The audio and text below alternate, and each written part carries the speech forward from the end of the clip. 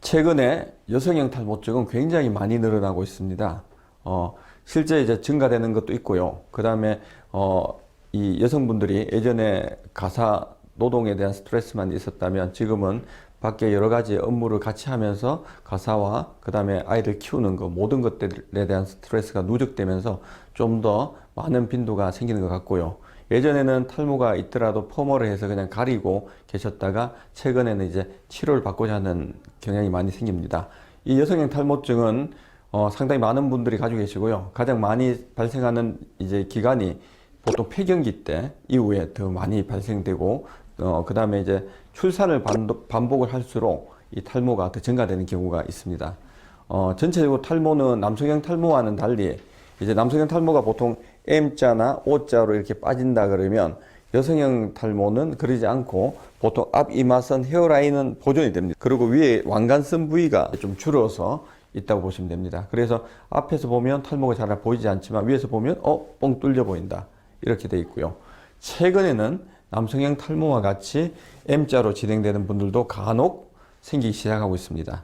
원인은 이 역시 유전적인 게 가장 중요하다고 보고 있습니다. 그래서 보통 목의 유전 중에서 엄마나 이모가 이제 가지고 계신 경우도 많이 있고요. 그 다음에 아버지 쪽에 이제 고모나 이렇게 가지고 계신 분들이 있는 경우가 많고, 그 다음 환경적인 거, 그 다음에 출산과 이런 것들이 다 영향이 있고, 최근에는 약물이 또 굉장히 중요한 역할을 합니다. 그 중에서 우리가 다이어트 전부 다 많이 하고 계셔가지고 20, 30대 젊은 여성인 경우에 심한 다이어트를 하고 나서 체내 호르몬의 불균형으로 해서 더 빠지는 경우가 많이 있고요. 그 다음에 피임약의 남용인 경우도 생길 수 있습니다.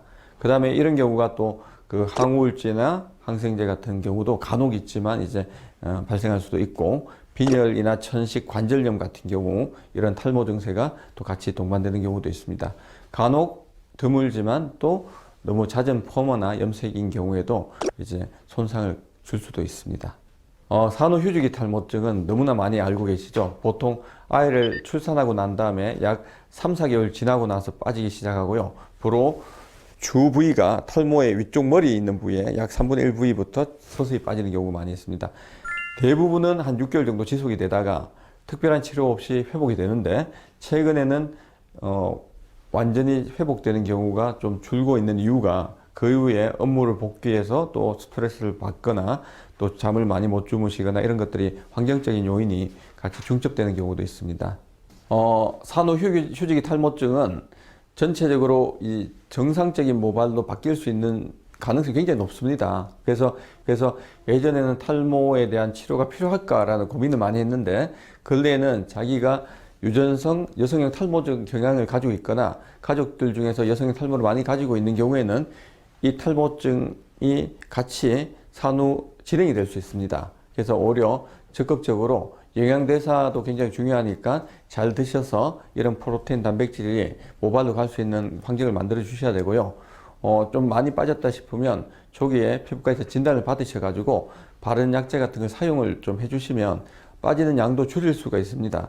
훨씬 많이 덜 빠지게 하고 그다음 그 양을 가지고 다시 나게 하면 이 탈모 치료의 원리거든요. 그래서 가능하면 산후휴지기 탈모증도 초기에 3, 4개월째 너무 많이 빠진다 싶으면 가까운 피부과에 들리셔가지고 정확하게 진단을 받고 초기 몇 개월 정도는 바른 약을 사용하는 게 좋을 것 같습니다.